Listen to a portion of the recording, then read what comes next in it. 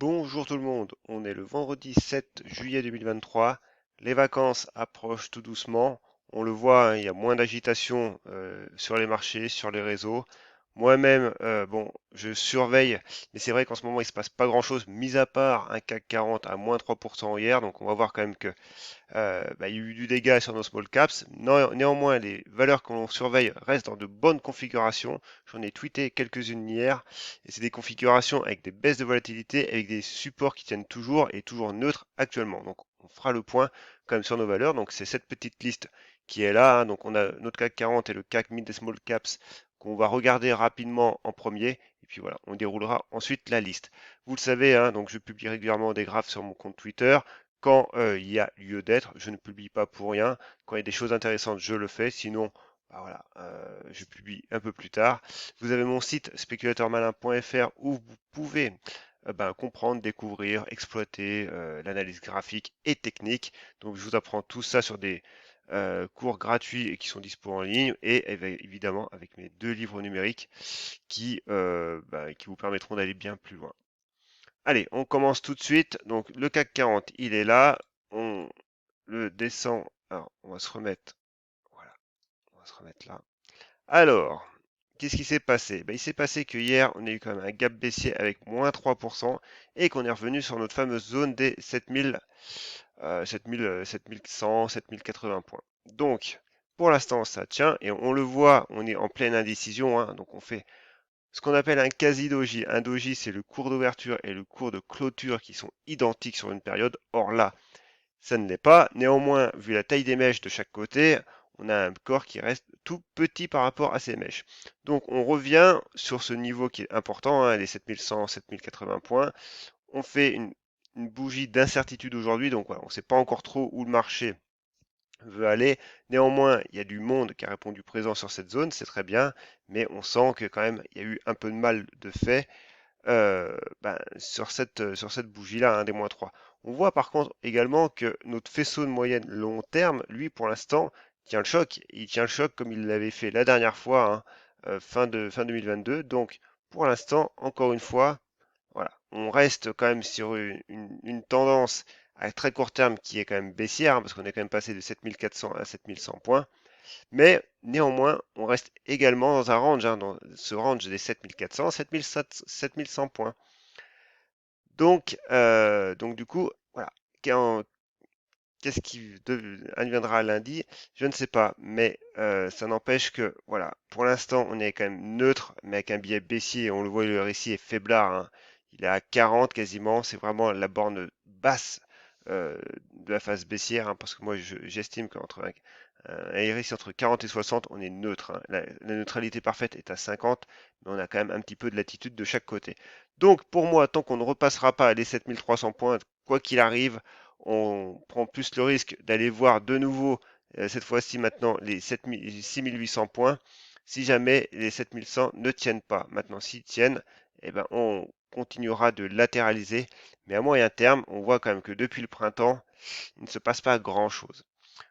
Le CAC Mid et Small Caps, c'est un peu plus, on va dire, un peu plus compliqué. On est quand même dans une tendance baissière avec des plus bas de plus en plus bas quasiment et des plus hauts de plus en plus bas. Donc attention, là, pour moi, il n'y a pas vraiment de range, hein. Simplement, on revient sur une zone qui a été testée, pareil, fin février et au printemps. On la met en danger, donc attention au niveau des small caps, hein, ça dérouille un peu plus. Allez, on continue sur nos biotech. Donc, Terra Nexus, toujours une petite valeur que biotech que je suis, hein, et que je pense qui est fondamentalement intéressante. Néanmoins, graphiquement, voilà, on est dans ce triangle symétrique, triangle figure d'indécision, c'est comme je le dis une fois de plus dans mes cours et dans mon livre numérique. Et alors là, on arrive dans la dernière partie du triangle, donc la dernière partie qui est une zone interdite. Donc attention, du coup, maintenant, moi, ce que je privilégie, c'est plus forcément le triangle, mais c'est vraiment de nouveau ce contact, hein, sur les 1,60 avec ce support oblique et à minima après une cassure des 1,85 pour sortir de cette zone de danger. Or là, pour l'instant, on est en plein milieu et on voit d'ailleurs que le RSI est neutre. Voilà, il n'y a pas grand-chose à faire à part patienter. Genoa, c'est pareil, pas grand-chose, ça faiblit un petit peu. On a le support oblique aussi qui revient. Ouais, nous refait d'ailleurs une petite poussée aujourd'hui, donc ce qui permet de revenir quand même pas très loin des 50, donc c'est pareil. Ici, très peu de volume, attention, on voit les mèches, hein, donc très très nerveuses et très piégeurs également. Mais encore une fois, c'est pareil, pas grand-chose. Sous les 4 euros pour elle, on patiente. On patiente, mais c'est des configurations qui restent quand même attractives. Et OPM, Design Précision Médecine, elle, pour le coup, je la surveille de très près parce qu'on garde toujours ce niveau des 1,30, 1,28 en support. On a une belle contraction de la volatilité et ça, c'est une très bonne chose pour la suite. Et clairement, elle reste dans une configuration qui est vraiment attractive pour moi.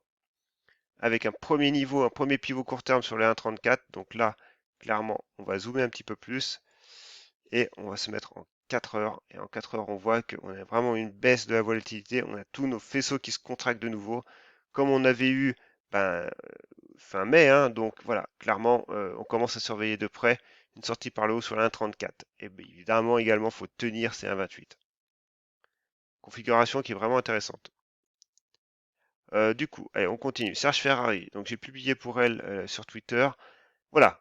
Qu'est-ce qu'on voit, c'est que bah, du coup, forcément, elle a réagi, hein, pareil, en même temps que le CAC, mais graphiquement parlant, ça reste pas dégueu du tout. On est sous résistance, sous les 15,30, 15,20. Voilà, là, ça bloque. Par contre, on reste sur un support court terme, les 15,60, 15,50, qui tiennent pour l'instant. Mais bon, clairement, il faut voir un peu plus moyen terme avec ce support oblique et bah, cette zone-là de support hein, des 14 euros, bah, 13,80 et 14 euros. Voilà, si jamais ça ne tient pas. Mais tant qu'on reste dans cette zone à très court terme, tant qu'on reste au-dessus des 4,60, 4,50, c'est bon à court terme pour moi. Par contre, voilà, si on revient et qu'on casse et qu'on revient dans cette zone des 14,50, 13, 13,80, voilà, bon, ça restera toujours graphiquement intéressant, mais évidemment, il faudra se méfier. Mais tant qu'on tient ce support oblique haussier, pour moi, on reste dans une configuration qui est attractive. Maintenant, évidemment, si on lâche le support et on lâche le support oblique haussier et ce support horizontal, cette fois-ci, on reviendrait tester les 12,50. Donc, voilà, on voit quand même que on est dans une phase de retournement, mais pour le coup, ça nous enverrait un peu plus bas et ça nous remettrait un peu plus de temps si jamais les 13 euros, les 12,50 tiennent, hein, évidemment. Donc, voilà, chaque chose en son temps, mais pour l'instant, elle reste attractive. Allez, du coup, Kadian. Bah, Kadian, c'est pareil. Alors, Kadian, voilà, elle a eu un petit coup de grisou hier, elle a fait une mèche basse, support qu'a tenu, on rebondit. Mais c'est pareil, on est toujours dans une phase de contraction, donc graphiquement, c'est toujours attractif comme config. Hein. Allez, Technip. Alors, Technip, elle, j'avais tracé le retracement de Fibonacci la semaine dernière. Elle nous fait un gap aussi aujourd'hui, elle revoit quasiment ses plus hauts. Donc voilà, donc maintenant, clairement, là, pour moi, il n'y a pas de prise de position possible. Hein. Il faut vraiment attendre une baisse de la volatilité. La volatilité en journalière est très élevée. Même en 4 heures, ça se réduit, mais c'est encore assez large. Maintenant, voilà, si elle veut faire de nouveau une petite rotation sur les 21 et continuer de construire, eh ben, pourquoi pas. Alors, voilà, on verra lundi, hein, on verra lundi ce qui va se faire. Mais clairement, pour l'instant, on revient sur les plus hauts sans les franchir. On a la bande de Bollinger supérieure qui est en résistance. On est haussier, hein, on voit, tous nos faisceaux sont, sont en support. Par contre, on est en surchauffe au niveau du RSI. Donc attention, surveillez la cassure des 70. Pour l'instant, on est en surchauffe. Mais c'est pas pour ça que le prix ne peut pas aller plus haut. Bien au contraire. Ça également, c'est tout écrit sur mon site et tout expliqué surtout. Donc voilà, pourquoi pas faire une nouvelle rotation dans cette figure-là. On verra, on la surveille.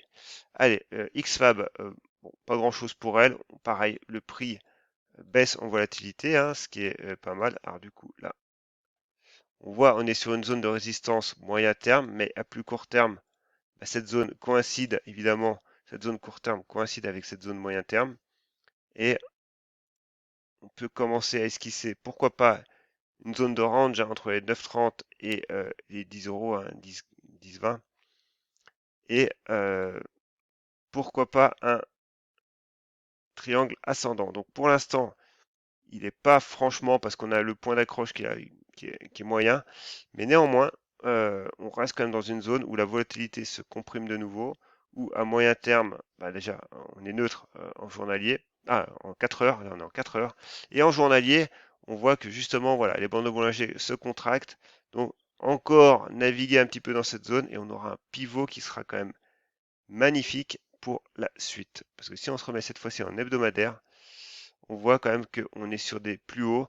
Donc la cassure et une belle construction avant cette cassure permettrait réellement d'aller revoir les plus hauts, hein, déjà sur les 16, sur les 11 euros. Et puis surtout, si on fait un report chartiste de toute cette zone, et d'aller revoir à minima au moins les 18 euros. Bon, on n'y est pas du tout. Néanmoins, configuration à surveiller. Katana, elle, pas grand chose à dire. Je l'ai dans ma liste, simplement. On voit hein, les 7 euros qui est un seuil psychologique fort, bloque toujours. On revient dessus.